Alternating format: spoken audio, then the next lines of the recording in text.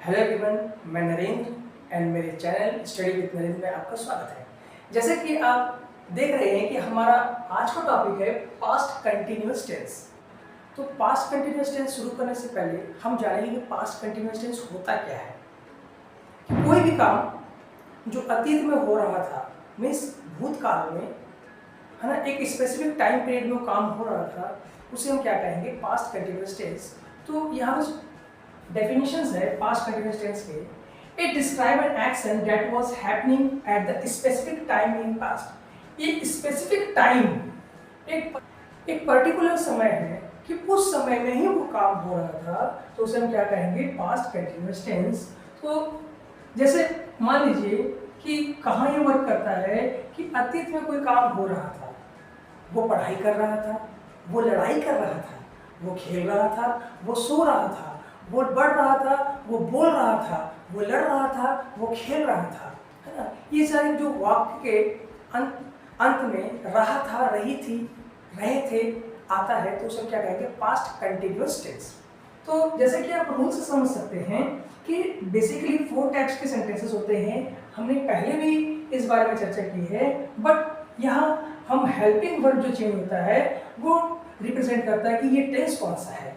तो जैसे आप देख सकते हैं एफर्मेटिव में क्या है, subject plus was verb plus V1 plus ING then object. यहाँ हम वाज वर्ब का यूज करते हैं पास्ट कंटिन्यूअस टेंस को डिनोट करने के लिए। और साथ ही साथ जब कंटिन्यूअस फॉर्म आ रहा है तो V1 के साथ में हम ING रिप्रेजेंट करते हैं और V1 के साथ में हम ING को ऐड करते हैं ताकि वो कंटिन्यूअस फॉर्म को बता सके। तो second one, negative sentences. Here subject plus was verb then not plus V1 then ING then object.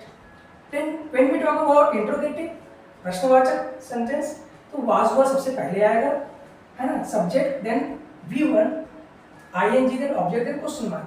यहाँ was verb जो है आपका हेल्पिंग वर्ब का काम करता है और V1 जो है आपका ये मेन वर्ब का काम करता है। अब नेगेटिव इंटरोगेटिव भी सेम वैसे ही है, was verb then subject then not then V1 then ING object and question mark. तो क्वेश्चन ये आता है कि कहाँ हम was और वर्ब का यूज करते हैं। देख सकते हैं was के लिए was कहाँ का यूज होता है, I, he, she, it, name और सिंगुलर के लिए, नेम और सिंगुलर के लिए। और वर आता है वही you, we, they, plural and all. ये आपका क्या होता है, वर्ब का हम यूज करते हैं, ठीक है। तो यहाँ एक नोट आप देख सकते हैं। तो before start this note, here are some examples of all the form of sentences like affirmative form, she was reading a book, वो किताब पढ़ रही थी। Second one, she was not reading a book, वो किताब नहीं पढ़ रही थी। Was she reading a book, क्या वो किताब पढ़ रही थी। Was she not reading a book, क्या वो किताब नहीं पढ़ रही थी। तो इससे आप समझ सकते हैं कि यहाँ अलग अलग सेंटेंस को बताया गया है। ऐसे affirmative, negative, interrogative and negative interrogative sentence के एक ही प्रकार है। वह पढ़ रही थी, वह नहीं पढ़ रही थी, क्या वह पढ़ रही थी, क्या वह नहीं पढ़ रही थी। अब यहाँ आप देख सकते हैं कि मैंने एक नोट करके लिखा है, मीन्स जो हाइपोथेटिकल सेंटेंसेस होता है। अब हाइपोथेटिकल सेंटेंसेस क्या होता है, इमेजिनरी सेंटेंस, जिसको हम इमेजिन करते हैं, सोचते हैं, है ना। तो इमेजिनरी जैसे बोलते हैं ना कि जो काम आप इमेजिन तो कर रहे हैं बट वो पॉसिबल नहीं है कि वो काम हो जाए। फॉर एग्जाम्पल, अब यहाँ इमेजिनरी वर्ड में आप हमेशा वर्ब का यूज करते हैं और वर्ब दो फॉर्म में भी यूज हो सकता है। वर्ब एक हेल्पिंग वर्ब के फॉर्म में भी यूज हो सकता है और एक मेन वर्ब के फॉर्म में भी वर्ब का यूज हम कर सकते हैं। सो आप यहाँ देख सकते हैं, if I were a bird I would fly. If I were a bird I would fly, क्या पॉसिबल है, क्या मैं पक्षी बन सकता हूँ, क्या मैं पक्षी बन के उड़ सकता हूँ, पॉसिबल नहीं है। तो इसी को कहते हैं हम हाइपोथेटिकल वर्ड्स।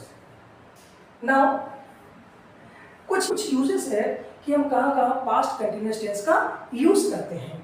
जैसे पहला पॉइंट आप देख सकते हैं, बैकग्राउंड एक्शन इन पास्ट। कोई भी काम पास्ट में हो रहा था, कोई भी काम, है ना, तो वहां पर हम क्या करेंगे, पास्ट कंटिन्यूअस टेंस का यूज करेंगे। जैसे देख सकते हैं, she was sleeping when the phone wrong, जब फोन बजा वह सो रही थी।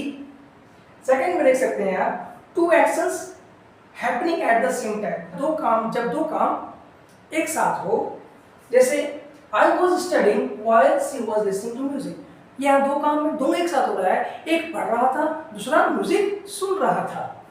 तीसरा आप देख सकते हैं to set the sense in a story, जैसे कोई भी हम स्टोरी बोलते हैं तो उसको भी हम पास्ट कंटिन्यूअस टेंस में यूज करते हैं, जैसे the sun was sitting and the birds were singing, the sun was sitting and the bird were singing. And the time reference की बात जब आती है तो जैसे I was reading at 10 PM last night, कि रात के 10 बजे, कौन सा रात के 10 बजे, कल रात के 10 बजे मैं पढ़ाई कर रहा था। यहाँ कुछ रेफरेंस मैंने दिया है, ऐसे आप देख सकते हैं, जहाँ व्हाइल से शुरू होता है, व्हेन से शुरू होता है, एट दैट मोमेंट से शुरू होता है, एट 5 PM हो गया, ऑल इवनिंग हो गया, ये पास्ट कंटिन्यूअस फॉर्म को रिप्रेजेंट कर रहा है। तो इस वर्ड से आप पास्ट कंटिन्यूअस टेंस को रिप्रेजेंट कर सकते हैं। तो जैसे कि ये कुछ ब्रीफ डिस्क्रिप्शन था, कुछ ब्रीफ एग्जाम्पल्स भी था पास्ट कंटिन्यूअस टेंस का। आशा करता हूँ कि आपको ये वीडियो बहुत अच्छे से समझ में आया होगा। तो इस वीडियो को ज़्यादा से ज़्यादा लाइक, शेयर और सब्सक्राइब करना ना भूलें। तो मिलते हैं अब हमारे अगली सीरीज जिसका नाम है पास्ट परफेक्ट टेंस, बहुत जल्द मिलते हैं। तब तक के लिए धन्यवाद। जय हिंद, जय भारत।